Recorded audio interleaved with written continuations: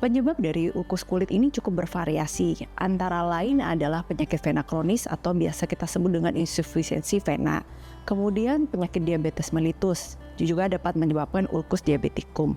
Yang ketiga, adanya tekanan yang berulang di satu area tertentu pada kulit juga dapat menyebabkan ulkus dekubitus. Kemudian infeksi juga dapat menyebabkan terjadinya ulkus, dan pada akhirnya berbagai masalah pembuluh darah yang mengganggu sirkulasi juga dapat menyebabkan terjadinya ulkus kulit.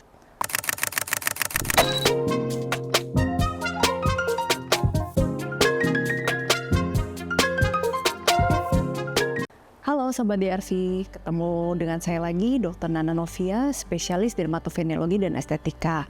Pada hari ini kita akan diskusi sedikit yuk tentang ulkus kulit. Apa sih ulkus kulit itu sebenarnya? Jadi ulkus kulit adalah luka terbuka yang dapat ditemukan pada kulit, biasanya disebabkan karena adanya gangguan aliran darah yang tidak adekuat.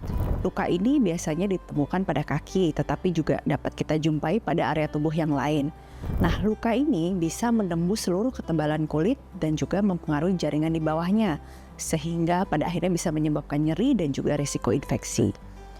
Penyebab dari ulkus kulit ini cukup bervariasi, antara lain adalah penyakit vena kronis atau biasa kita sebut dengan insufisiensi vena. Kemudian penyakit diabetes mellitus juga dapat menyebabkan ulkus diabetikum. Yang ketiga, adanya tekanan yang berulang di satu area tertentu pada kulit juga dapat menyebabkan ulkus dekubitus. Kemudian infeksi juga dapat menyebabkan terjadinya ulkus, dan pada akhirnya berbagai masalah pembuluh darah yang mengganggu sirkulasi juga dapat menyebabkan terjadinya ulkus kulit. Bagaimana ulkus kulit itu diobati? Pada dasarnya pengobatan ulkus kulit itu adalah tergantung dengan penyebabnya. Biasanya kita tetap melakukan pembersihan luka dan juga perawatan luka yang sesuai untuk mendukung penyembuhan. Hal ini meliputi pemilihan balutan atau perban yang sesuai untuk mempromosikan terjadinya penyembuhan luka. Penggunaan stocking kompresi untuk mengurangi tekanan vena dan juga memperbaiki sirkulasi, serta pada beberapa kasus bisa diperlukan pembedahan untuk memperbaiki vena yang sudah terlanjur rusak. Biasanya kita juga memerlukan adanya pengendalian terhadap inflamasi dan juga infeksi, sehingga terkadang diberikan pemberian antibiotik jika terdapat infeksi sekunder dari bakteri. Lalu bagaimana dengan ulkus akibat varises? Varises itu sendiri merupakan bagian dari penyakit vena kronis. Ini penjelasannya. Ulkus kulit akibat penyakit varises atau penyakit vena kronis merupakan ulkus atau luka terbuka yang biasa kita temukan pada daerah kaki bagian bawah, terutama di area sekitar pergelangan kaki, sebagai akibat langsung dari insufisiensi vena. Insufisiensi vena sendiri merupakan suatu kondisi di mana vena tidak efektif dalam mengembalikan sirkulasi darah kembali ke jantung, sehingga terjadi peningkatan tekanan darah di dalam vena dan pada akhirnya akan menyebabkan kerusakan jaringan kulit. Bagaimanakah penyakit vena kronis ini dapat menyebabkan ulkus?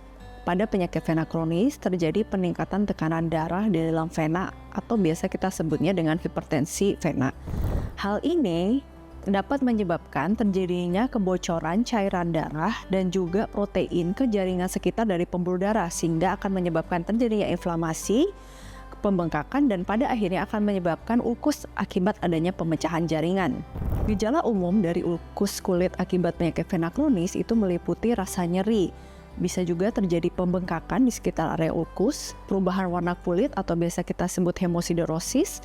Kemudian area kulit di sekitar ulkus juga dapat mengeras atau biasa disebut dengan lipodermatosklerosis. Dan yang terakhir, pasien juga bisa mengalami gejala gatal atau timbul eksema di sekitar ulkus yang kita biasa sebut dengan dermatitis stasis. Pencegahan timbulnya ulkus kulit pada kaki akibat penyakit vena kronis bisa kita lakukan dengan cara pengendalian berat badan sehat. Dan yang kedua, kita bisa menggunakan stocking kompresi untuk mengurangi tekanan darah vena dan memperbaiki sirkulasi. Yang ketiga, kita harus menghindari duduk atau berdiri terlalu lama tanpa melakukan gerakan apapun. Dan yang terakhir, tentunya kita harus rajin berolahraga atau melakukan latihan kaki untuk memperbaiki sirkulasi. Apa langkah pertama adalah menangani ulkus kulit akibat penyakit vena kronis? Yang pertama-tama tentu saja kita harus melakukan evaluasi dan menegakkan diagnosis dengan tepat. Hal ini meliputi penilaian luka, penilaian riwayat medis pasien, dan tentu saja kita harus melakukan pemeriksaan ultrasound Doppler untuk menilai fungsi dari vena dan juga menilai sirkulasi. Setelah ulkus dikonfirmasi, dilakukan perencanaan perawatan yang meliputi tindakan untuk mengurangi tekanan vena, memperbaiki sirkulasi, dan juga perawatan luka untuk memfasilitasi penyembuhan luka.